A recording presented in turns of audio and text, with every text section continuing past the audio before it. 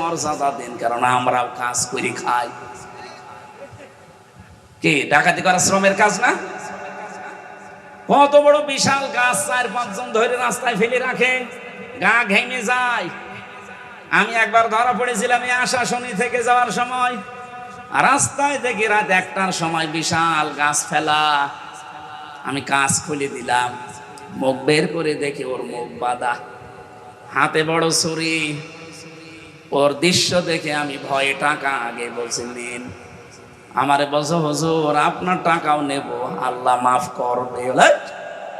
তাড়াতাড়ি আল্লাহ মাফ করবে মানে এত বড় গাছ ফেলে বসে আসো, তাড়াতাড়ি টাকা নিয়ে আমার গাছটা তুলে গাড়িটা ছেড়ে দাও। না আপনার টাকা নেব না। আমার ওদিন টাকাও কম দিয়েছিল, এখানে টাকা ফেরত দিয়েছে। বলেন আমি তাদের চেহারার দিকে তাকিয়ে দেখেছি তারা ক্লান্ত, কারণ সারা রাত তারা এভাবে জেগে আছে। এত পরিশ্রমের কাজ, এত কষ্টের কাজ, ওরা 2 দিন পরে যদি বলে আমাদেরকেও শ্রমিকের মর্যাদা দেওয়া লাগবে, আমরা ডাকাতি করে খাই, কি বলতে পারে না? কমিশনে বসে বসে সমস্ত রিপোর্টগুলো দিয়েছিল, সব রিপোর্টগুলো এখন বাতিল ঘোষণা সামনে আসতেছে, কারণ এগুলো একটাও জমা দেওয়ার মতোই না। আমার মাঝে মাঝে 318 পৃষ্ঠাটা পুরো আমি পড়ে দেখেছি। আমার মাঝে মাঝে এদের লেখাগুলো দেখলে মনে হয় এগুলো মেয়াদ উত্তীর্ণ গাঁজা খাওয়া মানুষ। মেয়াদালা গাঁজা খেলেও তো মানুষ এত উল্টাপাল্টা কথা লিখতে পারে না। বলছে দেহ আমার, সিদ্ধান্ত আমার। দেহ আপনার মানে এ দেহ আপনার বাপ দিয়েছে। আপনার বাবা মার তো দায়িত্ব ছিল শুধু বিছানায় থাকা, বাকি যা করার কে করেছে? বলেন বলেন। ফালিয়ানজুরিল ইনসানু মিম্মা খুলিকা মিম্মা দাফিকিন ইয়াখরুজু মিন বাইনিস সুলবি ওয়াত তারাইব। রব্বুল আলামিন জানিয়েছেন মানুষকে একটু গবেষণা করে না, নজর করে না, ভালো করে দেখে না। নাসারা মানে গবেষণা করে দেখা। একটু চিন্তা ভাবনা করে কি মানুষ দেখে না যে কি জিনিস দিয়ে আমি তারে বানালাম? বাবার স্ফলিঙ্গ দিয়ে দ্রুত গতিতে বের হয়ে যাওয়া ওই নাপাক পানি দিয়ে আমি আল্লাহ তাকে বানিয়েছি। এখানে আমার আল্লাহ একটা মজার শব্দ ব্যবহার করেছেন, সলবন আর তারাইব। তাফসিরে দেখেছি সলবন বলা হয় পুরুষের লজ্জা স্থানকে, এটা 1 বচন দিলেন আল্লাহ। আর তারাইব এটা মেয়েদের লজ্জা স্থান বলার সময় আল্লাহ বহু বচন দিয়েছেন। মুফাসসির লিখেছেন এই জন্য আমার আল্লাহ 1 বচন আর বহু বচন দিলেন, কারণ দুনিয়াতে সন্তান নিয়ে আসার জন্য বাবার চাইতে মায়ের কমপক্ষে 3 গুণ কষ্ট বেশি হয়। 10 মাস 10 দিন পেটে রাখার এই কষ্ট দুনিয়ার কোনো বাবা আজ পর্যন্ত টের পেয়েছে? বলেন বলেন। আরে টের পাবেও না কোনোদিন। 2 নম্বরে পৃথিবীতে নিয়ে আসার যে কষ্টটা ডেলিভারির, এটা আজ পর্যন্ত কোনো বাবা টের পায়নি, এটা টের পেয়েছে কে? মা। 3 নম্বরে 2 বছর পর্যন্ত কমপক্ষে তারে দুধ খাওয়ানো লাগে, যদিও দুধ খাওয়ানোর দায়িত্ব মায়ের না। দুধ খাওয়ার দায়িত্ব কার? আল্লাহ। আল্লাহ দুধ খাও। কোথায় আছেন আপনি? এদিকে তাকান। এখানে আমি আলেমদেরকে এবার বলছি কিভাবে কোরআন পড়েন আমি জানি না, এটা পরিচিত আয়াত, কিন্তু সূরা বাকারা 233 নম্বর আয়াতটা আমরা পড়ে দলিল দেই। ওয়াল ওয়ালিদাতু ইউরদিউনা আওলাদাহুন্না হাওলাইনি কামিলাইনি লিমান আরাদা আইয়ুতিম্মার রাদা। যেহেতু লিমান আরাদা আইয়ুতিম্মার রাদা এটা মুযাক্কার শব্দ, আমি আল্লাহ আদেশ দিয়েছি সন্তানকে 2 বছর দুধ খাওয়ানো লাগবে, এই দায়িত্বটা বাবার। মুযাক্কার দিয়েছেন, এটা পুরুষবাচক শব্দ, নারীবাচক শব্দ আল্লাহ দেননি। মুয়ান্নাস আল্লাহ না দিয়ে মুযাক্কার দিলেন। আল্লাহ পাক নারী শব্দ না দিয়ে পুরুষবাচক শব্দ দিয়েছেন এই জন্যে, কারণ দুধ খাওয়ানোর দায়িত্ব পৃথিবীতে কোনো মায়ের না, এ দায়িত্বটা আল্লাহ দিয়েছে বাবাকে। আপনি বলেন তো আদম নবী থেকে শুরু করে আজকের এই দিন পর্যন্ত কোন বাবা আজ পর্যন্ত সন্তানকে দুধ পান করিয়েছে? বলেন বলেন। তাহলে এই আয়াতটা আপনি কিভাবে ব্যাখ্যা করবেন করেন তো? এত বাস্তবতার সাথে মিলছে না। আল্লাহ বলছেন আমি দায়িত্ব দিয়েছি দুধ খাওয়ানোর, এটা পুরুষের। লিমান আরাদ এটা মুযাক্কার শব্দ,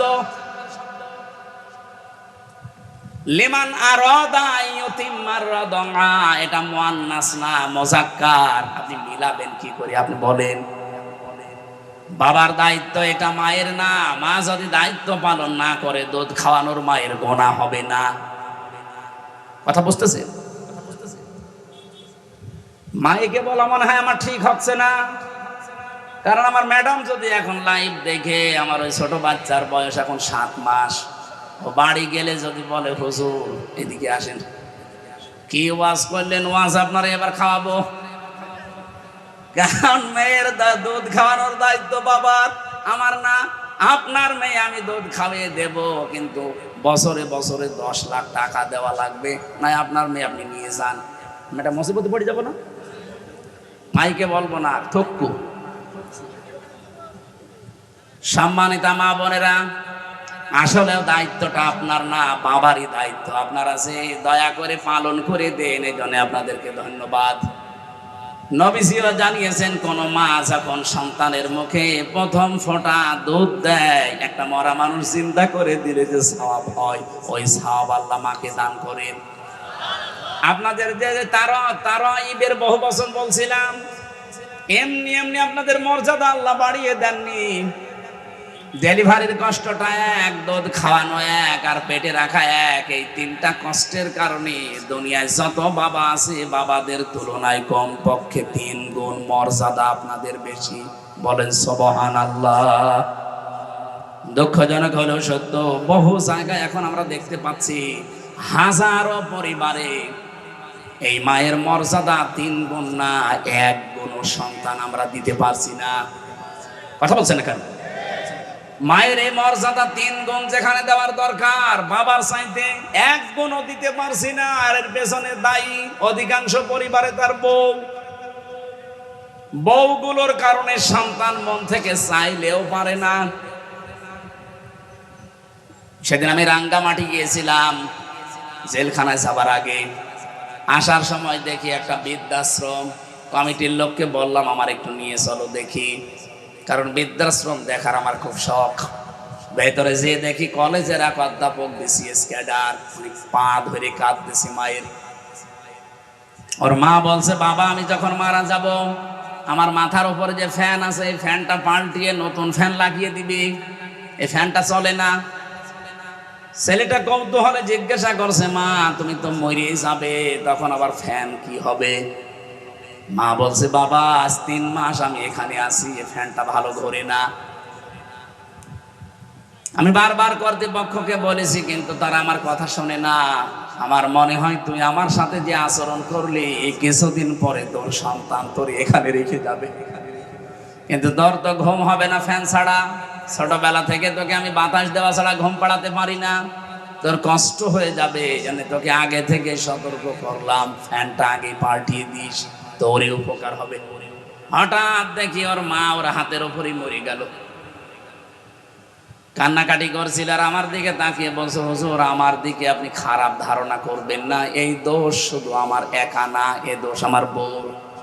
আমার 2টা ছেলে মেয়ে আছে, তাদের মুখের দিকে তাকিয়ে আমি তালাকও দিতে পারি না। 3 মাস আগে এই বউ আমারে বারবার বলেছে, এই বুড়ি থাকলে আমি তোমার ভাত খাবো না। বাধ্য হয়ে পরিবার বাঁচাতে আমার মাকে রেখে গিয়েছিলাম এই বৃদ্ধাশ্রমে। 3 মাস হয়ে গেল, আজকে আমার মাটা মরে গেল। দুনিয়াতে নাম ধরে ডাকার মতো আমার আর কেউ নেই। খুলনাবাসী, আমার তো মনে হয় শুধু রাঙ্গামাটির ওই প্রফেসর না, এখানে বহু মানুষ আমরা বসে আছি যারা সন্তানের কাছে আর পুত্রবধূর কাছে ওই মহিলার মতো। তাদের হক আদায় 3 গুণ তো দূরের কথা, 1 গুণও আজ পারছি না। আমাদের একটু খেয়াল করা দরকার ভাই। আল্লাহ ইখরুজু মিন বাইনিস সলবি ওয়াত তারাইব, সলবন তারাইব এমনিতেই দেয়নি এগুলো। যারা আজ বললেন যে দেহ আমার, সিদ্ধান্ত আমার, এটা কোরআনে কারিমের ব্যাপারে তহমত দেওয়া। আপনি মনে হচ্ছে কোরআনের বিরুদ্ধে মামলা দিয়েছেন। আপনি কি করে বলতে পারেন যে দেহ আমার, সিদ্ধান্ত আমার? দেহ আল্লাহর সিদ্ধান্ত। বলেন বলেন। হালাতা আলাল ইনসান হাইনুম মিনাদ দাহরি লাম ইয়াকুন শাইয়াম মাযকুরা। মানুষ কি একটু চিন্তা করে না যে দুনিয়ায় আসার আগে ও উল্লেখ করার মতো কিছু ছিল না? দুনিয়াতে ওর এমন সময়ও গেছে, এই পৃথিবীতে আসার আগেও যে উল্লেখ করবো যে হামজা, এরকম উল্লেখ করার মতো কিছু ছিলাম। সুতরাং এই কথাগুলো যারা দিয়েছেন সবগুলো ইসলাম বিদ্বেষী কথা, কোরআনের বিরুদ্ধে কথা। আমরা চাই এগুলো মানা দূরের কথা, ডাস্টবিনে নিক্ষেপ করা দরকার। সুতরাং এমন মানুষকে যদি আপনি সামনে ঠেলে দেন, যে মানুষ যে আল্লাহর কোরআনের বিপক্ষে অবস্থান নেবে, জেনা ব্যভিচারের রাস্তা আরো উন্মুক্ত করে দেবে, আপনি যদি এরকম মানুষকে সাপোর্ট করেন, পেছনে থাকেন, কিয়ামতে যখন উঠবেন দেখবেন জেনার গোনা লেখা আছে আমলনামায়। বলবেন আল্লাহ আমি তো ভালো ছিলাম, জেনা করিনি কোনোদিন, আমার মনে আছে, ফেরেশতারা বানিয়ে লিখেছে। আল্লাহ তখন এই প্রশ্নের জবাবে বলবেন আমি জানি জেনা করনি।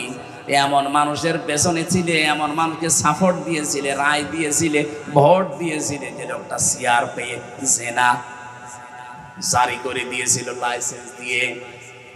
এমন মানুষকে সামনে পাঠানো লাগবে যারা বাংলাদেশে জেনার অনুমতি দেবে। কথা বলেন না কেন? এটা তো ফেরেশতারা করবে নাকি? এ কথা বললেই যে আপনি রাজনীতি মনে করেন, আপনি যে ধরা খাবেন আপনি টের পাচ্ছেন। লূত নবীর স্ত্রী ধরা খেয়ে বসে আছে।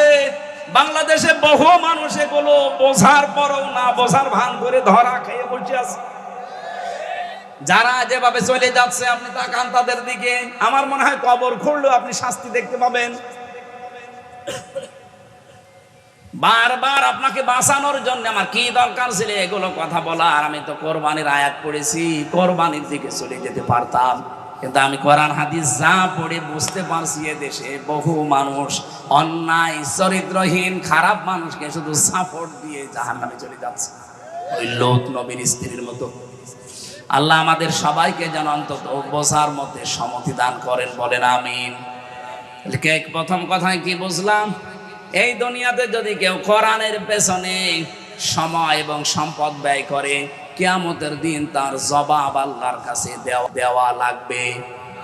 বলেন বলেন। আপনি সে জন্মের পর থেকে কিন্তু এটা শুনছেন যে জবাব জবাব, বোঝেন এটা কি?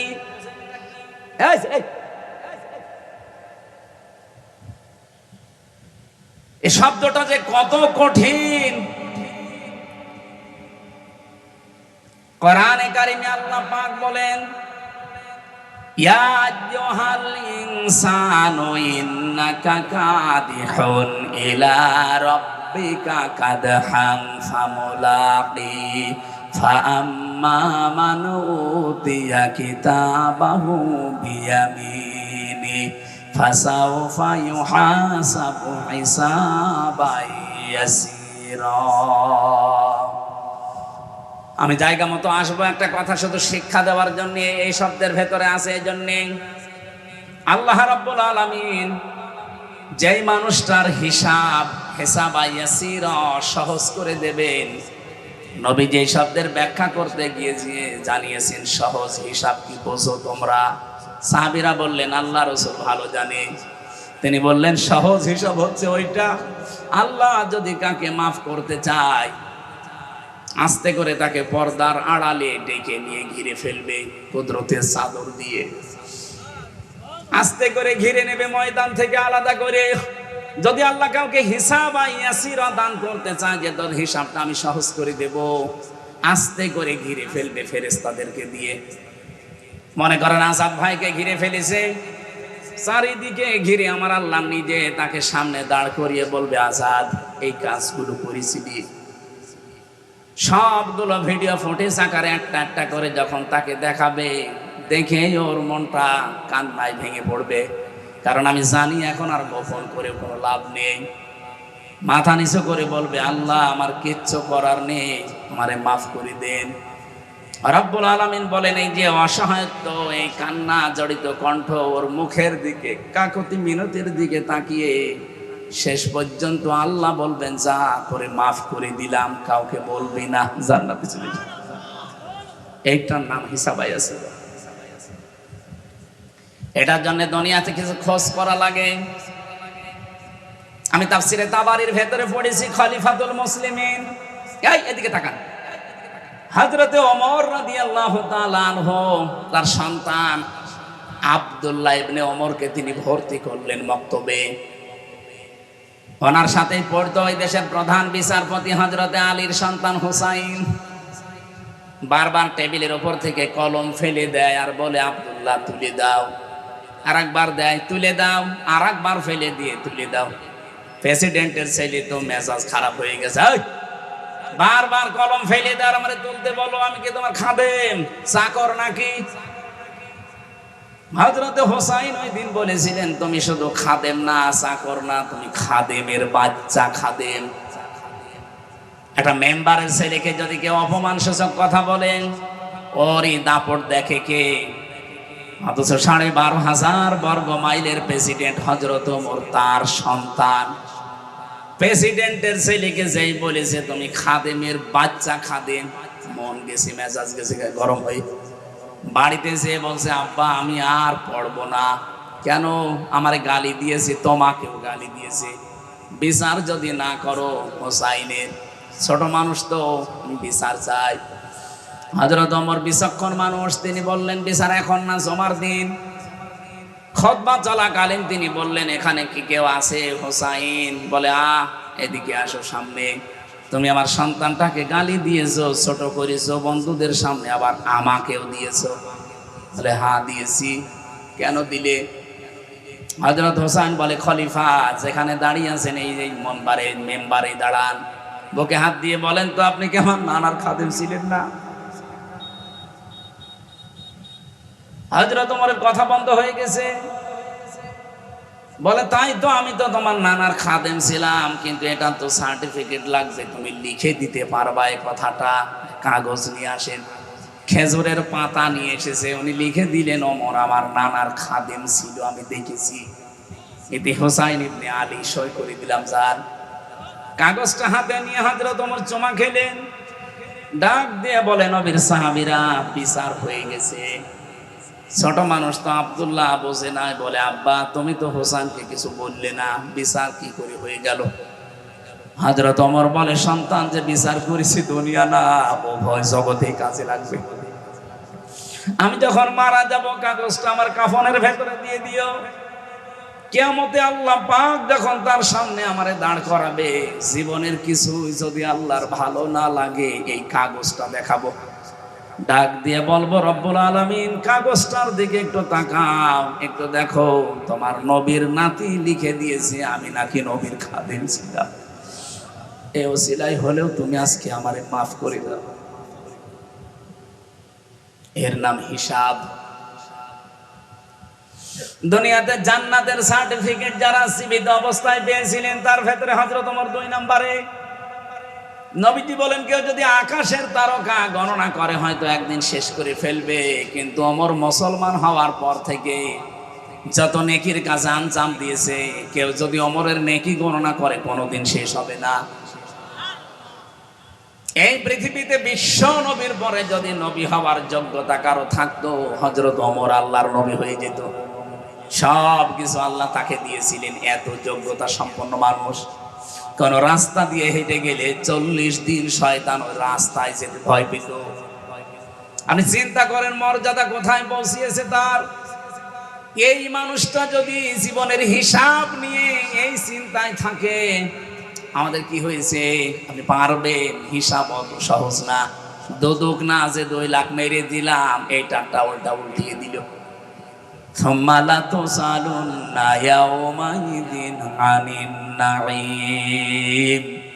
আল্লাহ প্রতিটি নিয়ামতের পুঙ্খানুপুঙ্খানু জিজ্ঞাসা করবেন। আপনাকে আল্লাহ মেধা দিয়েছেন, মেধা কি কাছে কাটালেন, এটার জিজ্ঞাসা হবে। আপনাকে লেখনের শক্তি দিয়েছিল, কিভাবে লিখলেন, কার বিরুদ্ধে লিখলেন, কার পক্ষে লিখলেন, এটার হিসাবও দেওয়া লাগবে। সম্পদ কামাই করেছিলেন কি করে খরচ করলেন, ওইটাও দেওয়া লাগবে। এই জন্য হিসাব বড় কঠিন জিনিস, আমরা এখনো টের পাইনি। আমার প্রথম কথাই ছিল এটা, কেউ যদি এই কোরআনটার পেছনে সময় আর সম্পদ ব্যয় করে, কিয়ামতের দিন তার হিসাব আল্লাহর কাছে দেওয়া লাগবে না। বলেন সুবহানাল্লাহ। এজন্য আজকে থেকে চেষ্টা করবেন সারাটা জীবন যেন কোরআনের পেছনে ব্যয় হয়, জবাবই যেন দেওয়া না লাগে। কি কথা বলছেন? 2 নম্বরে, পরিবারস্থ লোকদের জন্য যদি খরচ করেন জবাব দেওয়া লাগবে না। হ্যাঁ, ওটা বা জায়েজ হওয়া লাগবে। পরিবারে আপনার বউ, আপনার মেয়ে, আপনার ছেলে বলছে বাবা ডিশ এন্টিনা লাগিয়ে দিন, ওইটার জবাব দেওয়া লাগবে না। 3 নম্বরে, কেউ যদি জিহাদের ময়দানে টাকা পয়সা খরচ করে, সময় ব্যয় করে, তাহলে ওই সম্পদের হিসাব আল্লাহর কাছে দেওয়া লাগবে না। এই পৃথিবীতে আমার মনে হয় এখন সব চাইতে বড় জিহাদের ময়দান হচ্ছে কোরআনের ময়দান। এই কোরআনটা 54 বছর চলছে বাংলাদেশ স্বাধীন হওয়ার পরে, এখনো পর্যন্ত কায়েম হয়নি।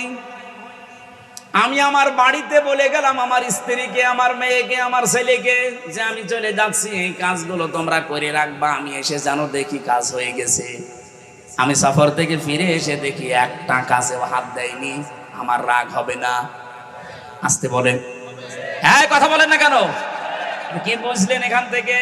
আমার মাঠে সলিমদ্দি কাজ দিয়ে গেল, পরিবারের লোক যদি কাজটা আঞ্জাম না দিয়ে ফেলে রাখে, যেমন কষ্ট হয় আমার। এই জমিনটা আল্লাহ বানিয়েছে তার কোরআনে কারিমকে বিজয় করার জন্য, প্রতিষ্ঠা করার জন্য। আনাকিমুদ্দিন এ শব্দ দিয়েছেন, অথচ আজ পর্যন্ত 54 বছরে এটা কায়েম হয়নি। আল্লাহর রাগ হচ্ছে না। আপনার বিবেকে কি বলে? আল্লাহর রাগ হচ্ছে না। এরপরও আল্লাহ কিছু বলে না কেন? ওনারা কিন্তু সত্যিই বলছে, আমার যেমন রাগ হয়েছিল পরিবারে ফিরে যেয়ে যাই, একটা কাজও করো নাই, ফেলে রেখেছো। আল্লাহরও রাগ হচ্ছে যে 54টা বছর তোরা স্বাধীন হলি, 92% মুসলমান তোরা এখানে বাস করিস, এরপরেও কেন এটা কায়েম হয়নি? দেশটা স্বাধীন হওয়ার পর থেকে যে মানুষগুলো স্বাধীনতা পাওয়ার জন্য চেষ্টা চালিয়েছিল, এই দেশে কিছু কোলাঙ্গার সেই জাতির শ্রেষ্ঠ সন্তানদেরকে এখন কালার করার জন্য, ডিভাইডেড করার জন্য চেষ্টায় আছে। যুদ্ধ হওয়ার পরে 71 সালের 72 সালে আপনি যান, ইতিহাস আমি আজকেও পড়লাম, অধ্যাপক গোলাম আজম রহমতুল্লাহ আলাইহি সৌদি আরবে গিয়ে ওই সময় যিনি সৌদির বাদশা ছিলেন তাকে বলেছিলেন যে আপনি বাংলাদেশকে স্বীকৃতি দেন। সৌদির বাদশা ওই সময় বলেছে না, আমি দেব না, কারণ দেশটাতে বঙ্গবন্ধু ধর্ম নিরপেক্ষ মতবাদ কায়েম করেছে, আর যেটা ভারত চায় সেইটাই চলছে, আমি এ দেশের স্বীকৃতি দেব না। উনি ওই দিন প্রায় 1 ঘন্টা 10 মিনিট ধরে তাকে বুঝিয়েছিলেন যে আপনি শুধু বঙ্গবন্ধু আর ভারতের দিকে তাকিয়ে যদি দেশটার স্বীকৃতি না দেন, এখানে 92% মুসলমান বাস করে। এই মুসলমানগুলো আস্তে আস্তে দিন যত যাবে, তারা ধর্ম নিরপেক্ষ মতবাদের এই চাপায় পড়ে শেষ পর্যন্ত ওরা আল্লাহর সাথে শিরিক করবে। আপনি কিয়ামতে জবাব দেবেন কি? আপনি জবাব দেবেন কি বলেন? উনি যখন জবাব দিতে পারে না, উত্তর দিতে পারে না, শেষ পর্যন্ত বলেছে ঠিক আছে আমি স্বীকৃতি দিলাম। এই স্বীকৃতি আদায় করার জন্য বাংলার যে শ্রেষ্ঠ সন্তান চেষ্টা চালিয়েছে, ভাষা সৈনিক, আজ তাকে কালার করার জন্য কিছু কোলাঙ্গার ফুটে পড়ে লেগেছে। এই কথা বলেন না কেন? পাকিস্তানের যারা সহযোগী রাজাকারদের, আরে ভাই ওই সময় যারা যুদ্ধ অপরাধ করেছে তারা হচ্ছে পাকিস্তানের সেনারা। আর ওই সময় এই দেশে যাদের নামে মামলা হয়েছে, আমি আজকেও পড়লাম 37,471টা মামলা হয়েছিল। 37,471টা মামলা হয়েছিল ওই সময়। আপনি পুরা মামলার একটা একটা করে সব আমি কপি করে রেখেছি, আজকে পুরাটা আজ দিনের বেলায় পড়লাম। একটা জামাতের কর্মীর নামে, নেতার নামে কোনো মামলার তালিকা নেই। আপনি এর পরেও কেন মিথ্যা তহমতে 54 বছর দিয়ে যাচ্ছেন এই মাজলুম দলটার উপরে বলেন? আর একটা মীমাংসিত জিনিস আবার সামনে নিয়ে এসে কোন কারণে বাতিলদেরকে আমাদের বিরুদ্ধে, এই দেশের জনগণের বিরুদ্ধে লাগাতে চান? যারা বলে এই দেশের মানুষ পাকিস্তানপন্থী, এ কথা যারা বলবে অবশ্যই তারা ভারতপন্থী। এই কথা বলেন না কেন? আমার মনে হয় যারা ভারতপন্থী, ভারত প্রীতি দেখাবে এসেছেই হোক, উপদেষ্টা হোক আর দেশের যেই হোক করে ন্যাংটা করে পিটানো লাগবে। নাউজুবিল্লাহ, ন্যাংটা করে পিটানোর কথা বলেছি, নাউজুবিল্লাহ। দেশ যে ডিভাইডেড করে যাচ্ছে, এই ভুয়া ধোয়া তুলেই তো 54 বছর আমাদেরকে আলাদা করে রেখেছিল। এই কথা বলেন না কেন? কোরবানির ইতিহাস শুনতে আসে, আজকে আসার সময় কানে কানে বলছে হুজুর কোরবানির কথা বলবেন। আরে ভাই, কোরবানি কি বোঝেন আপনি? যার কাছ থেকে আপনি কোরবানি পেলেন তিনি আমাদের জাতির পিতা ইব্রাহিম আলাইহিস সালাম। উনি যখন সন্তানের গলায় ছুরি লাগাবেন, ওই সময় আমার আল্লাহ তাকে ডাক দিয়ে কি বলেছিলেন, ওইটা যদি বাংলাদেশে আজ মেনে নিতে পারেন, আল্লাহর কসম এই কোরবানির আগে এ দেশে ইসলাম কায়েম হয়ে যাবে। আর তো 22 দিন আছে, 22 দিনে কায়েম করা সম্ভব। আপনি একটু মিলান, ওটা আছে সূরা সফফাতের ভেতরে আছে, ফালাম্মা আসলামা ওয়া তাল্লাহু লিল জাবিন। ভালো করে খেয়াল করুন, আল্লাহ বলেন ফালাম্মা, অতঃপর যখন, আসলামা 2 বছর, আল্লাহ বলেন দুইজনেই যখন এগ্রি হয়ে গেছে, রাজি হয়ে গেছে, সম্মত হয়েছে, ওয়াতাল্লাহু লিল জাবিন, এবং তার সন্তানটাকে জবাই করার জন্য যখন রাজি, একজন রাজির কথা আল্লাহ বলেন নাই, আসলামা 2 বছর। হযরত ইব্রাহিম 86 বছর বয়সে সন্তানটা পেয়েছিলেন। তিনি এই সন্তানকে জবাই করার জন্য যখন রাজি। 2 নম্বরে ইসমাইল নবী, এত শখের এত আদরের সন্তান, 13 বছর বয়স মাত্র। আপনি চিন্তা করতে পারেন পৃথিবীতে সবচেয়ে বেশি সৌন্দর্যের অধিকারী করেছিলেন আল্লাহ নবীদেরকে, তিনি নবী, সন্তানটাও নবী। কত সুন্দর হতে পারে চেহারা, তাও 2 বছর 5 বছর বিয়ের পরে না, 86 বছর পরে হওয়া। কত আদরের ধন। উনিও যখন রাজি, চিন্তা করলেন না আমি জবাই দেব না এখন, যেহেতু চোখ বাঁধা ছিল, জবাই দেওয়ার জন্য তিনি নিয়ত করেছিলেন। কিন্তু ছুরিটা প্রথমে ওই যে পাথরের উপরে যখন নিক্ষেপ করলেন, পাথর কেটে গেছে। মনে মনে ভাবলেন দুইজনেই তো আমরা রাজি আছি, আমার সন্তানটা রাজি হইল কেন, আমি এটা দেখব। এবার আসেন তো, আমি মূল কথা যেটা বলার জন্য আয়াতটা পড়েছিলাম, হযরত ইসমাইলও রাজি, ইব্রাহিমও রাজি, দুইজনেই যখন রাজি, আল্লাহ তখন কিন্তু ডাক দিয়েছেন, এর আগে ডাক দেননি। রব্বি হাবলি মিনাস সালিহিন, সন্তানের গোলামিন হালিম মানে ধৈর্যশীল সন্তানের সুসংবাদ তোমারে দিলাম। উনি এইটা মনে রেখেছিলেন। এটা তাফসিরে খাজেনের ভেতরে আমি পড়েছি, হযরত ইব্রাহিম মনে রেখেছিলেন যে আল্লাহ আমাকে গোলামিন হালিম দিয়েছে। এটা কি চাচা হালিম না মামা হালিম? গোলামিন হালিম, আমাকে সহনশীল একটা পুত্র সন্তানের সুসংবাদ দিল। এই যে কেমন হালিম আমি দেখব। এই জন্য নাকি যখন আল্লাহ স্বপ্ন দেখিয়েছিলেন যে প্রিয় বস্তু কোরবানি করো, তিনি উট উট উট চালাচ্ছিলেন, কোরবানি কবুল হয়নি। ফালাম্মা বালাগা মাআহু সা'য়া ক্বালা ইয়া বুনাইয়া ইন্নী আরা ফিল মানামি আন্নী আযবাহুকা ফানজুর মাযা তারা। আমি কয়েকটা শিক্ষা এখান থেকে বের করতে পেরেছি, দেখেন তো আপনি মিলাতে পারেন কিনা। সন্তানটা যখন একটু নড়াচড়া করা, বাবার কাজে লাগার মতো বয়স হয়েছে, 12-13 বছর, আল্লাহ তখনই কিন্তু স্বপ্ন দেখালেন, ডাক দিয়ে বললেন প্রিয় বস্তু কোরবানি করো। হযরত ইব্রাহিম কোরবানি করার জন্য যা করেছিলেন ওগুলো কবুল হয়নি, উট ভেড়া দুম্বা। মনে মনে ভাবলেন আমার কাছে সবচাইতে প্রিয় তো আমার সন্তান।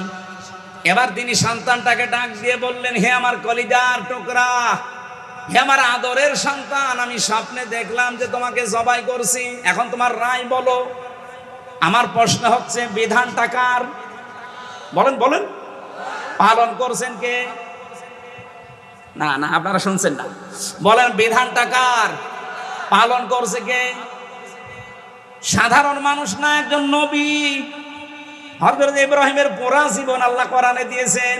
আমি তার জীবন পুরাটা কোরআনে পড়ে দেখেছি। 50টা পরীক্ষা আল্লাহ তাকে দুনিয়ায় করেছিলেন, আর 50টা পরীক্ষায় তিনি উত্তীর্ণ, একটাও ফেল করেননি। তার ঈমান সম্পর্কে পরীক্ষা ছিল 10টা, পুরা কোরআনে আল্লাহ সাজিয়েছেন। তার আমল সম্পর্কে পরীক্ষা ছিল 30টা, পুরা কোরআনে এগুলো আছে।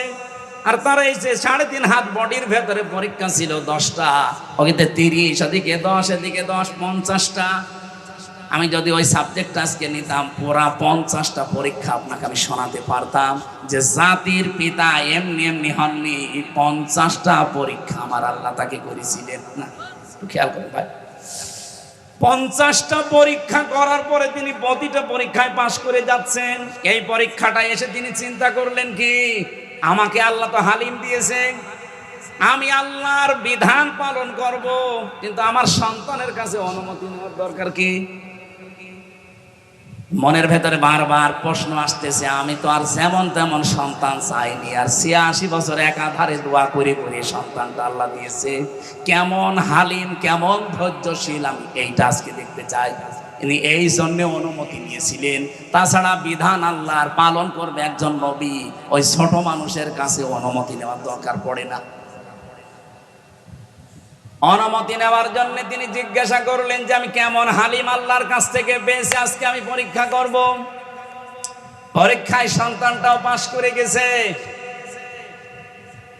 ইয়া আবাতি ফাআল মা তুমারু সাতাজিদুনি ইনশাআল্লাহু মিনাস সাবিরিন। সন্তান ডাক দিয়েছে, আমার সম্মানিত পিতা, যা স্বপ্নে দেখেছেন আপনি আদিষ্ট হয়েছেন, পালন করেন, আপনি আমাকে ধৈর্যশীলদের মধ্যে পাবেন। হযরত ইব্রাহিম ভাবছিলেন যে আমার সন্তান মনে হয় নিজেকে একটু অহংকার বোধ করবে, এই জন্যে এখানে সবের বলতে পারতেন, সাবিরিন বলার পরে ইব্রাহিম আলাইহিস সালাম তিনি খুশি হয়ে গেছেন, না, আমার এই সন্তান যেমন তেমন আল্লাহ দেয়নি, এ হালিম যা দিয়েছে আসলে এটা হালিম। তিনি নিজেকে অহংকার মুক্ত করার জন্য সবের বলেন নাই, বলেছেন সাবিরিন। আমার মতো বহু ধৈর্যশীল দুনিয়ায় আছে, এর আগে বহু ধৈর্যশীল ভাবে আল্লাহর রাস্তায় জীবন দিয়েছে, আমিও দিলাম, তাদের ভেতরে আমি একজন, আমার ভেতরে কোনো অহংকার নেই। হযরতে ইসমাইলকে তিনি শুইয়ে দিলেন। আমার আল্লাহ আসলামার ব্যাখ্যা দেওয়ার জন্য আমি কিন্তু এ পর্যন্ত বারবার নিয়ে আসতে চাচ্ছি আপনাদের। দুইজনেই যখন এগ্রি হয়ে গেল, রাজি হয়ে গেল, তখন আমার আল্লাহর বিধান তাদের জন্য পালন করা সহজ হয়েছে। আজ বাংলাদেশে মনে করেন যারা আমরা টুপি মাথায় দেয় শুধু, ওখান থেকে আপনি কি পেলেন? যদি ইব্রাহিম নবী বলতেন আমি 50টা পরীক্ষায় জীবনে কোনোদিন ফেল করিনি, আজকেও করব না, আমি জবাই দেবই। ইসমাইল যদি বলতেন না আমি জবাই হব না, আমি দৌড় দিলাম, জবাই হতো। বলেন বলেন, আল্লাহর বিধান পালন করা সম্ভব হতো? হতো না। ইসমাইল নবী যদি বলতেন যে আমি তো সাবিরিনদের ভেতরে একজন, ঠিক আছে আমি গলা দিয়ে দিলাম, যা ভালো লাগে করেন। ইসমাইল নবী যদি বলতেন না, ইব্রাহিম যদি বলতেন আমি এত আদরের সন্তান জবাই করব না, আল্লাহর বিধান পালন হতো? জবাব দেন, বলেন কি বুঝলেন এখান থেকে? দুইজনেরই রাজি হওয়া লাগবে। বাংলাদেশে আগামীতে 300 জন মানুষ দায়িত্বে যাবে, এরা যদি ইব্রাহিম নবীর ভূমিকায় আসতে পারে, 18 কোটি মানুষ আমরা যদি ইসমাইল নবীর ভূমিকায় আসতে পারি, আল্লাহর বিধান এই দেশে কায়েম করা সহজ। কথা বোঝা যায়নি? এটাই কোরবানির শিক্ষা। এটা তো নিতে পারবেন না, ঠিক আছে?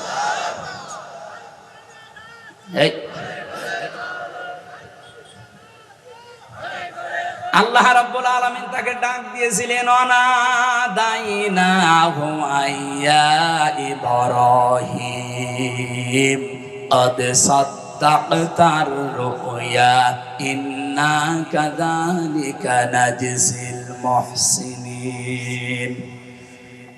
আল্লাহ যদি শুধু ইব্রাহিম আর ইসমাইলকে শেষ করে দিতেন তাহলে পরের এই শব্দগুলো বলতেন না। আল্লাহ সঙ্গে সঙ্গে ডাক দিয়েছেন, দুই বাপ বেটার যখন এগ্রি হওয়া, রাজি হওয়া, সমর্থন হওয়া, সম্মত হওয়া দেখে আল্লাহর এত পছন্দ হয়েছে যে ইব্রাহিমও রাজি, ইসমাইলও রাজি, যা তোদের আর লাগবে না এই কাজ করার, তোদের মন দেখে আমি আমার বিধানটা পূরণ করে দিলাম। আমার আল্লাহ পূরণ করার জন্য কি পাঠিয়েছিলেন? দুম্বা। বলেন বলেন, আরো জোরে বলেন, অনাদাইনাহু আইয়া ইব্রাহিম কদ সাদ্দাকতার রুয়া। হে ইব্রাহিম, আমি তোমাকে ডাকলাম, তোমাকে যে স্বপ্ন দেখিয়েছিলাম তুমি স্বপ্নকে সত্যে রূপ দিয়েছো। তুমি শুধু না, ইন্না কাযালিকা নাজিজিল মুহসিনিন, কিয়ামত পর্যন্ত যারা মুহসিন বান্দা তাদেরকে আমি আল্লাহ এইভাবে পুরস্কার দেব। হয়তো 2732 জন মানুষ জীবন দিয়ে গেল এই বাংলাদেশের বৈষম্য দূর করার জন্য, এদের জীবন পর্যন্ত কোরবানি করে গেল। এখন যারা আসবেন দায়িত্বে, ইব্রাহিমের ভূমিকা পালন করা লাগবে। যারা আমরা এখন জনগণ বেঁচে আছি, অন্তত আমরাও কিন্তু এই 2732 জনের ভেতরে পড়ে যেতে পারতাম। আল্লাহ আমাদেরকে এখন ওর ভেতরে না ফেলে বাঁচিয়ে রেখেছেন। এই মুহূর্তে আহ্বান জানাচ্ছি, দল মত সব ভুলে যান, জাতি বর্ণ ধর্ম নির্বিশেষে ইসমাইল নবীর ভূমিকায় আসেন। আমার আল্লাহ তার বিধান এই দেশে কায়েম করে দেবে। আর যেহেতু সময় 22 দিন আছে, আমরা চাই এই 22 দিনের ভেতরে দেশটা যেন পরিবর্তন হয়ে যায়। ইব্রাহিম আর ইসমাইলের ভূমিকা আমরা যদি সত্যি দেখাতে পারি, আর এটাও অত সহজও না, এই জন্য আল্লাহ কাযালিকা নাজিজিল মুহসিনিন এটা দেওয়ার পরে জানিয়েছেন, ইন্না হাদা লাহুয়াল বালাউল মুবিন, অবশ্যই এটা সুস্পষ্ট বিশাল পরীক্ষা। এই বিশাল পরীক্ষা আমাদের সামনে যেহেতু চলে এসেছে, এই কঠিন পরিস্থিতিতে আমাদের উচিত হবে পৃথিবীতে সবচাইতে প্রিয় যেমন ইসমাইল ছিল, আমাদের জীবনেও সবচাইতে প্রিয় যা আছে সেগুলো সামনে এখন পেশ করা লাগবে। সূরা আলে ইমরানের এই 92 নম্বর আয়াতে সেইটাই আল্লাহ জানিয়েছেন, লান তানালুল বিররা হাত্তা তুনফিকু মিম্মা তুহিব্বুন, কখনোই নেকি পাবে না। এখানে লান তানালুল বিররা দিয়েছেন। বিররুন শব্দের অনেকগুলো অর্থ আমি পেয়েছি। বিররুন মানে নিজেকে সৎ কাজের জন্য বিলিয়ে দেওয়া। বিররুন মানে এটা জান্নাতের একটা বাগানের নাম। বিররুন মানে নেক কাজ। বিররুন মানে জনকল্যাণে নিজেকে সম্পৃক্ত করা। এটা ইবনে কাসিরের বর্ণনা বলছি। আল্লাহ বলেন কখনোই নেকি পাবে না, কখনোই জান্নাত পাবে না, কখনোই জান্নাতের পরিপূর্ণ নাজ নিয়ামত তোমার ভাগ্যে জুটবে না যতক্ষণ সবচাইতে প্রিয় জিনিস তুমি আল্লাহর জন্য না দেবে। এই পৃথিবীতে এখন আমাদের কাছে বলেন তো সবচাইতে প্রিয় জিনিস কি? যে যেখানে আছেন তার কাছে সবচাইতে প্রিয় হবে তার জীবনটা। কথা বলেন না কেন? বলেন বলেন। আমাদের জীবনটাই যদি সবচাইতে প্রিয় হয়, এইটাও যদি আল্লাহর রাস্তায় পরিপূর্ণভাবে না দিলে, আমার আল্লাহ নেকি পূর্ণাঙ্গ না দেন, সওয়াব পূর্ণাঙ্গ না দেন, তাহলে জীবনের বাকি যে মহাব্বত একেবারে সর্বোচ্চ চূড়ার পাশ থেকে আস্তে আস্তে যেগুলো একটু নরমালি আছে, এগুলো তো মাস্ট বি আল্লাহর জন্য দেওয়াই লাগবে। এই জন্য এখন থেকে আমার সময়, আমার চিন্তা ভাবনা সব কিছু কোরবানি করার জন্য প্র্যাকটিস করেন। যেহেতু মাত্র 22 দিন আছে এবারের কোরবানি, আর এই গত বছরের কোরবানির মতো যেতে দিতে চাই না। এমন কোরবানি করব বাংলাদেশে কোরবানি যেন ইতিহাস হয়ে থাকে। অলিকুল্লি উম্মাতি জাআলনা মানসাকান লিয়াযকুরু ইসমাল্লাহি আলা মা রাযাকাহুম মিন বাহিমাতিল আনআম। সূরা হজের 34 নম্বর আয়াতে আল্লাহ জানিয়েছেন, প্রত্যেকটি জাতির জন্য আমি কোরবানির বিধানটা দিয়েছিলাম। আদম নবী থেকে আরম্ভ হয়েছে, আজকে পর্যন্ত চলছে, কিয়ামত পর্যন্ত এই বিধান চলবে। কি এমন গুরুত্বপূর্ণ বিধান যে এতদিন আছে, এখনো চলছে, চলবে? কি আছে এর ভেতরে? আমরা দেখি কোরবানি মানে বিশাল গরু জবাই করে খেয়ে ফেলা। না ভাই, এটার নাম কোরবানি না। লা ইয়ানালাল্লাহু লুহুমুহা ওয়ালা দিমাউহা ওয়ালাকিন ইয়ানালুহুত তাকওয়া মিনকুম। তোমাদের রক্ত, গোশত, চর্বি, চামড়া এগুলো আল্লাহর কাছে যায় না, যায় শুধু তোমাদের ভেতরের তাকওয়া। কোরবানির আসল উদ্দেশ্য কিন্তু তাকওয়া। এখন এই তাকওয়াটা নিয়ে আমাদের দেশে ভেজাল আছে। আমরা শুধু পোশাকের তাকওয়া খুঁজি। তাকওয়া মানে যোগ্য। কি বললাম? বলেন বলেন। তাকওয়া মানে যোগ্যতা সম্পন্ন আপনাকে হওয়া লাগবে। সুতরাং এই দেশে যে যে জায়গায় আমরা আছি ওই জায়গায় আমাদেরকে যোগ্যতা সম্পন্ন হওয়া লাগবে, সৎভাবে। যতগুলো মানুষ আজ দায়িত্বে আছে এই দেশে, প্রায় 1628 জন মানুষ এখনো দায়িত্বে আছে। এ মানুষগুলো যদি যোগ্য হয় ওই জায়গায় এবং সৎ হতে পারে, আল্লাহর কসম সামনে দিন বিজয় কেউ আটকাতে পারবে না। আর এই তাকওয়া দরকার এখন সামনে এই কোরবানিতে। আপনি একেবারে সেই প্রথম দিন থেকে আরম্ভ করেন কোরবানি, নাকি বাড়ি চলে যাবেন? আরেকটু শোনা যাবে না? আল্লাহ যেহেতু মেন জিনিসটা, ভালোবাসার জিনিসটা না দিলে তিনি পরিপূর্ণ সওয়াব দেবেন না, আর কল্যাণ আপনাকে দান করবেন না।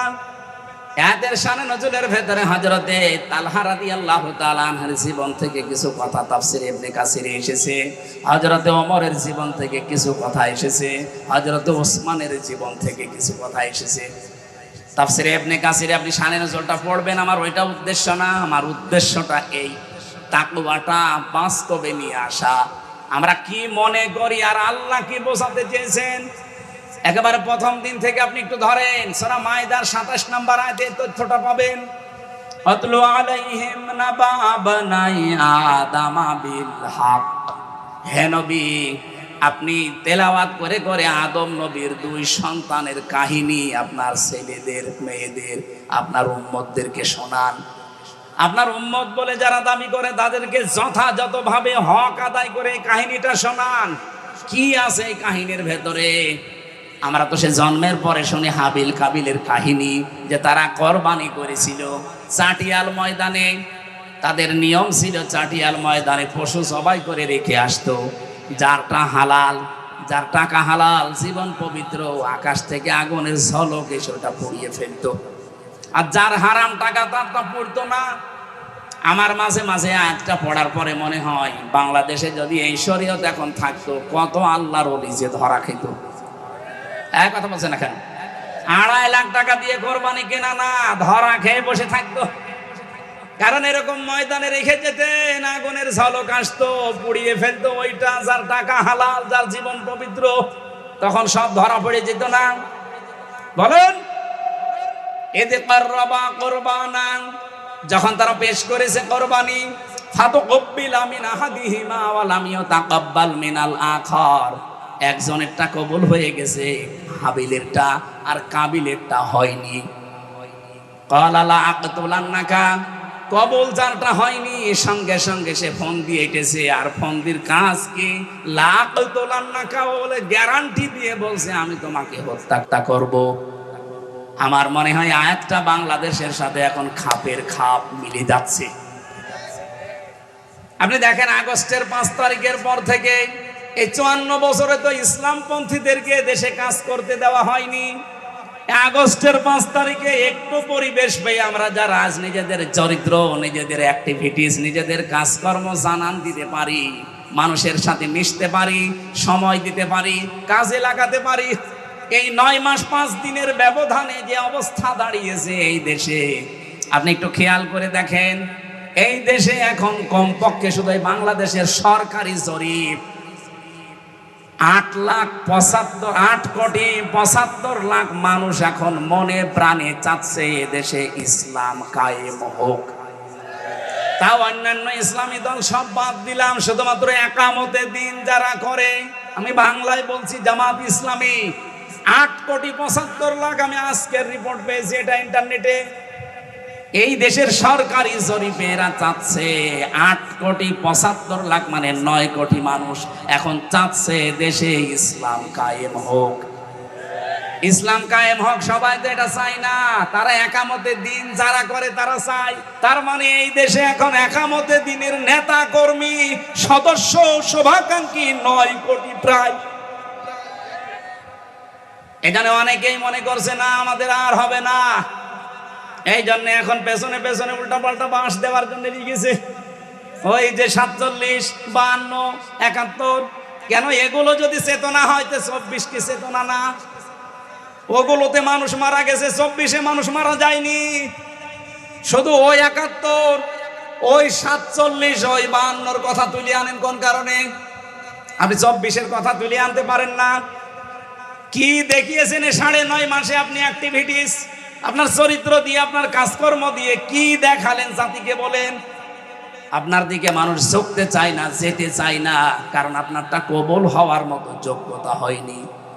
ওই দিন হাবিল বলেছিল কলা ইন্নামা, এখানে যারা গ্রামার বসে জিজ্ঞাসা করেন ইন্নার পরে যদি মা যুক্ত হয় তাহলে বাংলা অর্থ দাঁড়ায় কেবলমাত্র, শুধুমাত্র, একমাত্র, মূলত, হবেই হবে, এইটাই, এরকম 27টা 29টা অর্থ আছে।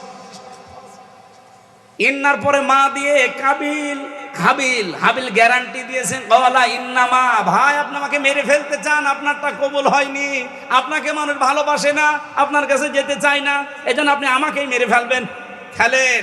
কিন্তু এই পৃথিবীতে শুধুমাত্র মুত্তাকি যারা, ইয়াতাকাব্বালুল্লাহু মিনাল মুত্তাকিন, দুনিয়ায় যারা মুত্তাকি হবে তাদেরটাই শুধু আল্লাহ কবুল করছে এবং করবে।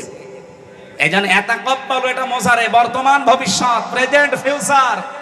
ও বাংলার মুসলমানেরা যত ষড়যন্ত্র করেন বিভিন্ন দাদাদের পরামর্শ নিয়ে, আমরা জানি এখন কত মানুষ কত জায়গা থেকে ফাঁদে পড়েছে, তাদের চরিত্রের ফাঁদে পড়েছে, বিভিন্ন সংস্থার ফাঁদে পড়েছে, বিভিন্ন দাদার ফাঁদে পড়েছে। এর আগে যারা ফাঁদে পড়েছিল তারা এখন মরেছে, আপনিও মরবেন। আপনি যদি মোকাবেলা করতে চান চরিত্র দিয়ে করেন, কাজ দিয়ে করেন। এই কথা বলেন না কেন? যাদের নামে উল্টা পাল্টা দোষ দেন, আরে ভাই আমি কোরআন সামনে নিয়ে বলছি, একটা দোষ দেখান তো যে তারা বিড়ি খায়, তারা সিগারেট খায়, তারা জেনা করে, তারা মদ খায়, তারা মানুষের কাছে চাঁদাবাজি করে, টাকা পয়সা মেরে খেয়েছে, বোনের সম্পদ দেয়নি। একটা দেখাতে পারলে আমি আজকে থেকে কথা বলা বন্ধ করে দেবো, দেখান। আর যারা ওই কথা বলে তাদের চরিত্রের দিকে আপনি তাকান, কুকুরও তো নিচে নামে না। হাবিল এমনি বলে না যে ভাই আপনি আমাকে মেরে ফেলতে পারেন, কিন্তু আল্লাহ কবুল করে থাকে শুধু মুত্তাকিদের ইবাদত, বন্দেগী, কাজ কারবার, অ্যাক্টিভিটিস। এখন মুত্তাকি কি? ওই যে বাংলা বললাম যে যোগ্যতা অর্জন করা লাগবে। ফাত্তাবিউস সিরাতাল আযম, মুসলিম শরীফের হাদিস। নবীজি বলেন তুমি যখন দেখবে যেই দলের দ্বারা তাড়াতাড়ি ইসলাম কায়েম করা সম্ভব, তোমরা চোখ কান বুঝে ওই দলকে সাপোর্ট করবা, পেছনে থাকবা। এই হাদিস এখন আমি বানালাম।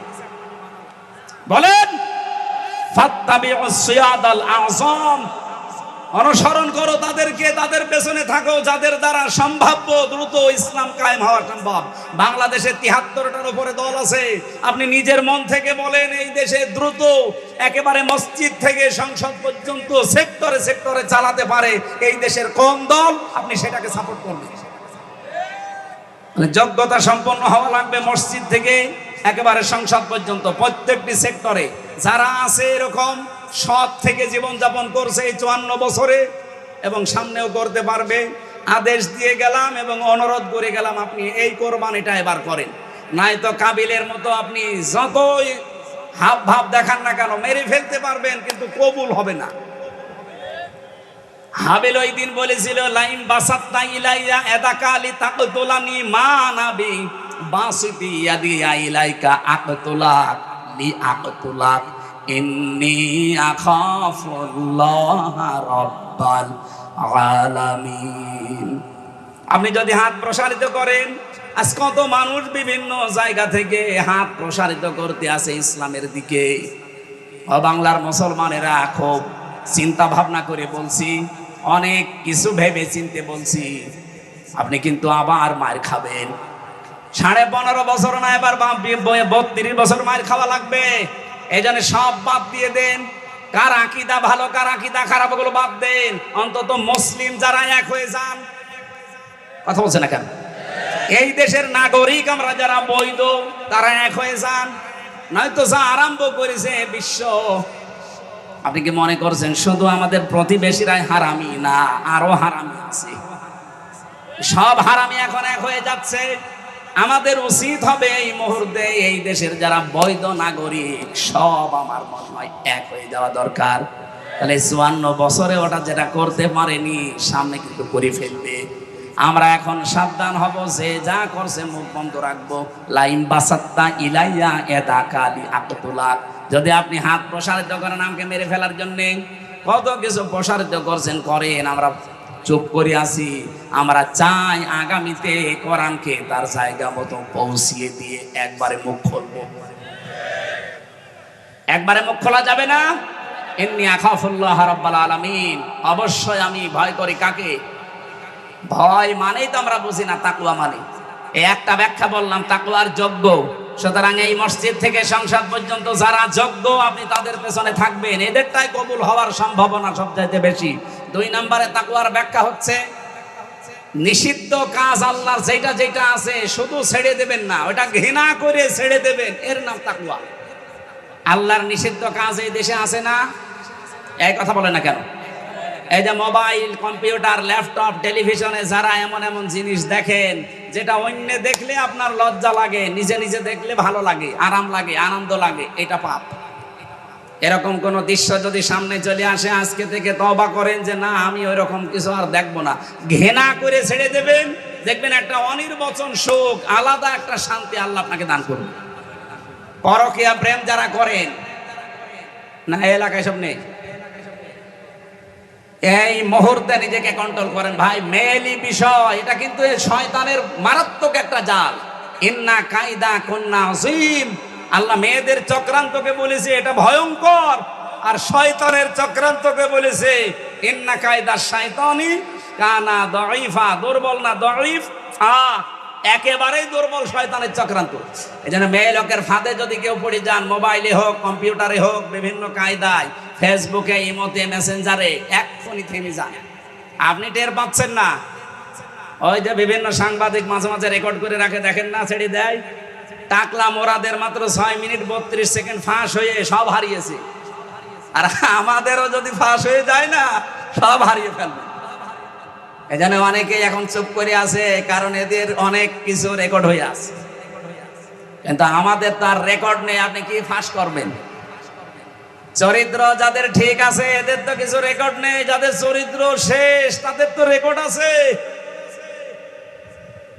এই জন্য চরিত্রকে ঢেকে রাখার জন্য এখন এই হাবিলের মতো মানুষ যারা তাদের বিরুদ্ধে অপপ্রচার আরম্ভ করেছে, তাদের উপরে তীর নিক্ষেপ করা আরম্ভ। যে মানুষগুলো এই দেশে মনে করেন যে আমি নামাজ পড়ি, রোজা রাখি, আমার বউ পর্দা করে, আমার তো বাকিগুলো ঠিকই আছে, তারপরও এসব দলদারি করা লাগবে, কোরআন প্রতিষ্ঠার জন্য এই ঝামেলার পথ আবার যাওয়ার দরকার কি? আমার মনে হয় তারা নবীজির এই নবুয়তের জিন্দেগি 23 বছরের 13 বছর মানে 10 বছর মানে না। কি কথা বললেন না কেন? নবীজির 23 বছরের জীবনে 13 বছর আপনি মেনে নিলেন, আর 10 বছর মানা লাগবে না? উনি যেই দিন নবুয়ত পেয়েছেন ওই দিন থেকে ইন্তেকাল পর্যন্ত এই 23 বছরের জীবনে যদি 1 সেকেন্ডও কেউ অবিশ্বাস করে, যদি ঠাট্টা করে, বিদ্রূপ করে, খারাপ কথা বলে, যালিকা বিআন্নাহুম কারিহু মা আনজালাল্লাহু ফাআহবাতা আমালাহুম। কারিহু শব্দটা আছে সূরা মুহাম্মদের 9 নম্বর আয়াত। এটা যেটা আমি আপনাকে দিয়েছি, আপনার প্রতি নাজিল করলাম, এগুলো যদি কেউ একটা কথা মানে না এমন না, যদি অপছন্দ করে, ফাআহবাতা আমালাহু, আমার পেছনের কোনো আমল আর থাকবে না, সব নষ্ট হয়ে যাবে। এদেশে বহু মানুষ আমরা দেখি বুঝে না বুঝে এরকম অনেক কথা বলে ফেলে। কি কথা বলে না কেন? আমরা এরকম কোনো কথা বলবো না, সাবধান থাকবেন। এটা তো আর এই মুখের কথা যে থুক্কু এরকম জিনিস না। এই জন্য সাবধান হওয়া লাগবে। আল্লাহর কোন বিধান যেগুলো এই 23 বছরে নাজিল হয়েছিল, আপনি বলেন উনি এর আগেও 23 বছর চেষ্টা চালিয়েছিলেন, 17 থেকে 40 কত হয়? বলেন বলেন 23। উনি 17 বছর থেকে হিলফুল ফজল গঠন করার মাধ্যমে 40 বছর একাধারে এই 17-23 বছর চেষ্টা চালালেন। শান্তি তো কাঙ্ক্ষিত মানের আনতে পারেননি, কিছুই হয়নি।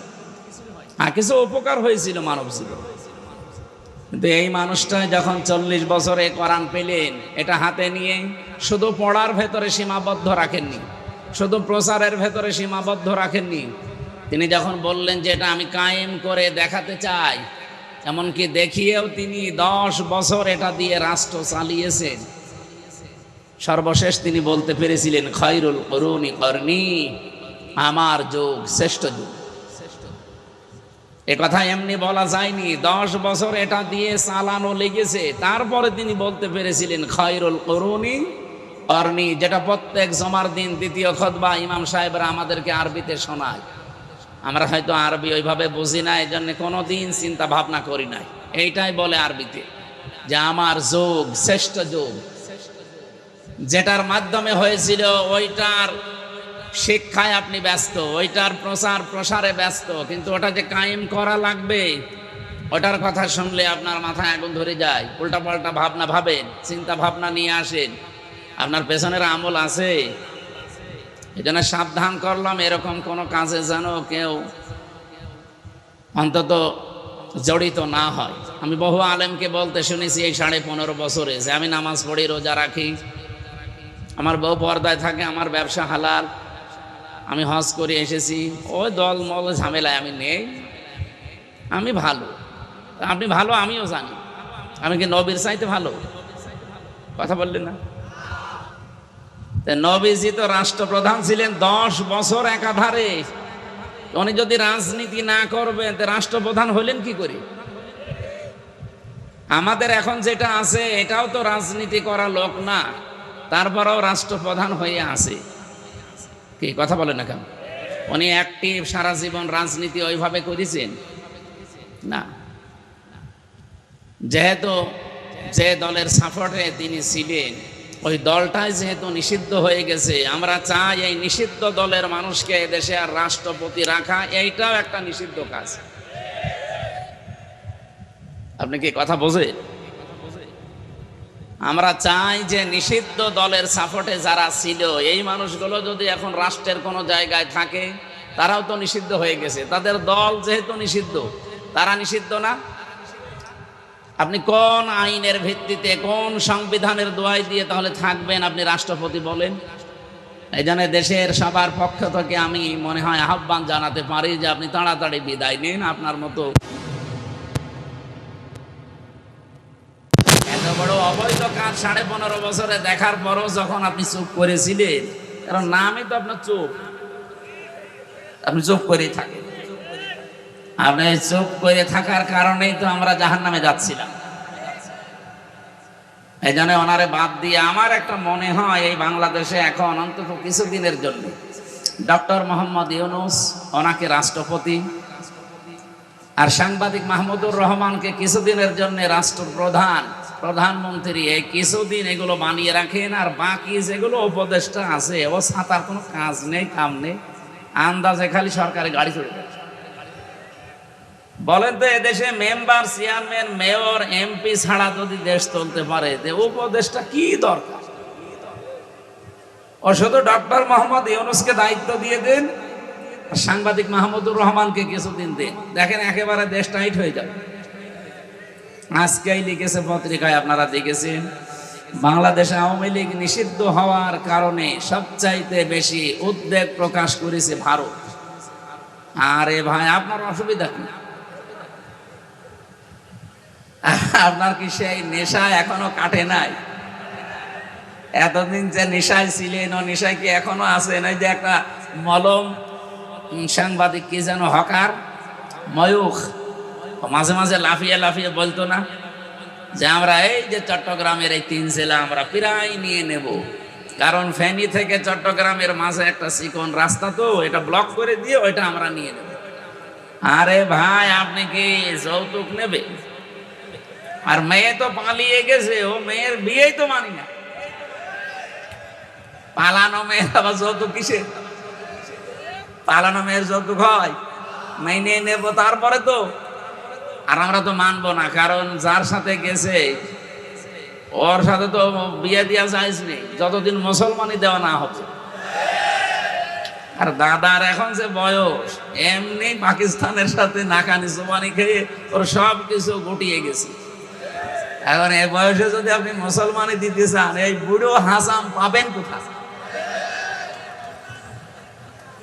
বুড়ো হাসাম দিয়ে এখন যদি মুসলমানে দিতে চান, আমার মনে হয় অনেক হাসাম আছে, দেখা যাচ্ছে ওই আঁকা কাটতেছে, গোড়া কেটে ফেলেছে। জীবনের মতো শখ মিটে যাবে দাদা। এমনি ভারতের সংসদে এখন দাদার জীবন শেষ করে ফেললো বিরোধী দলীয়, তারা এখন বলছে কিত কিত কিত কিত কিত কিত। কি করলেন আপনি? দেশটা ডুবিয়ে মারলেন। আমার মনে হয় এই লোকটার যদি লজ্জা থাকতো, ও হার্ট স্ট্রোক করে মরেছে। এ তো লজ্জা নেই তো, গরুর মদ খাওয়া জাতি। হিন্দু ভাইদেরকে আমরা সম্মান করি, কিন্তু উগ্রপন্থী যারা তাদেরকে ঘৃণা করি আমি। হিন্দু যারা আছেন তাদেরকে আসেন, কারণ এই কোরআন শরীফ আপনাদের ধর্মের মতো শুধু ঠাকুর আর পুরোহিত পড়বে তা না, এটা হাদা বায়ানুল লিন্নাস, মানুষ যারা তাদের জন্য। কিন্তু ওদেরকে আমরা মানুষ মনে করি না, যারা উগ্র, যারা সন্ত্রাসী। কতগুলো মুসলমানের বাড়ি ঘর আপনি ভেঙে দিলেন ধোয়া ধোয়া তুলে, এমনকি আল্লাহর ঘরে পর্যন্ত আপনারা হাত দিয়েছেন। এ পৃথিবীর ইতিহাস পাল্টিয়ে ফেলেছে এই উগ্রপন্থী এই হিন্দুরা। এই জন্য তামাম দুনিয়া তাদেরকে ঘৃণা করে। সৌদি আরবের কাছে কল দিয়েছিল মোদি যে যুদ্ধটা থামান, সৌদি বলছে না আমরা পারবো না। আমেরিকার কাছে গেছি, আমার মনে হয় আমেরিকা যদি বলতে পারবো না, ও এমনিতেই পাগল হয়েছে। তো যে হচ্ছে কি, 3 দিনে যেভাবে ক্ষতি হয়ে গেছে ওদের, এখন দাঁড়াতে 50 বছর লাগবে।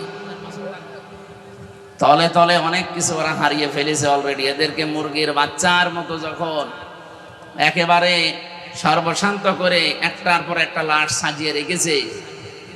পৃথিবীতে সবচাইতে বেশি ভয় যারা উগ্র হিন্দু মুশরিক, যারা শিরিকে ব্যস্ত, এই মানুষগুলো সবচাইতে বেশি মৃত্যুকে ভয় করে। এটা আমি বানালাম, আমি নিজে দেখেছি, এবং কোরআনেরও এই কথায় ওয়ালা তাজিদান্নাহুম আহরাসান নাসি আলা হায়াতি ওয়া মিনাল্লাযিনা আশরাকু। হে নবী, লামে তাকিদ নুনে সাকিলা দিয়েছি, অবশ্যই আপনি দেখতে পাবেন এই পৃথিবীতে যারা মুশরিক, জীবনের প্রতি সবচাইতে বেশি আশঙ্কা এবং আসক্তি তাদের বেশি। আমাকে যখন এই 17, 18, 19, 20 সালে এলাকায় ঢুকতে দিত না, অধিকাংশ সময় আমি ভারতে থাকতাম।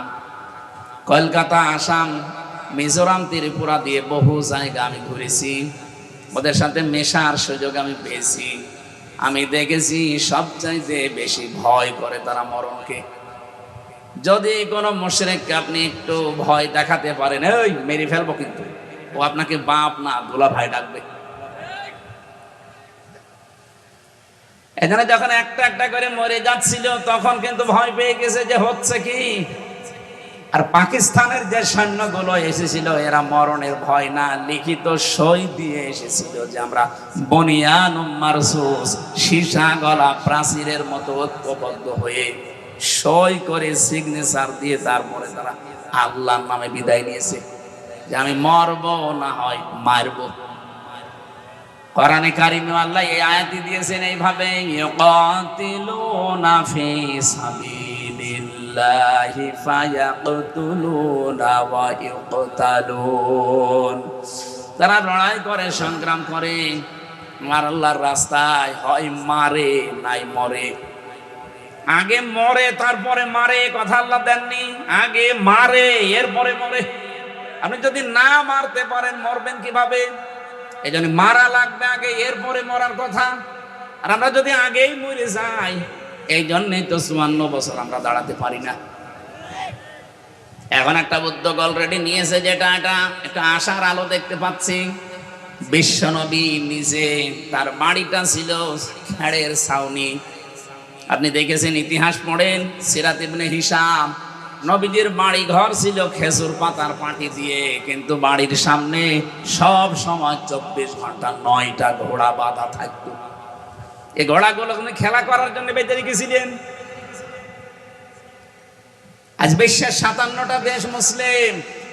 আমরা যদি সত্যি এগিয়ে যেতে পারতাম ওদের মতো একটু, কোরআনে কারিমে আমার আল্লাহ সূরা আনফালের 60 নম্বর আয়াতে জানিয়েছেন, ইন্না ইদ্দাতা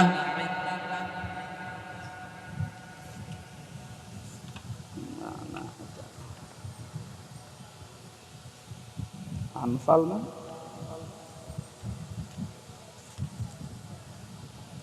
ওয়া আ'ইদ্দু লাহুম মাস্তাতা'তুম মিন কুওয়াতিন ওয়া মির রিবাতিল খাইলি তুরহিবুনা বিহি আদুওয়াল্লাহি ওয়া আদুওয়াকুম ইলা আখির আয়াত।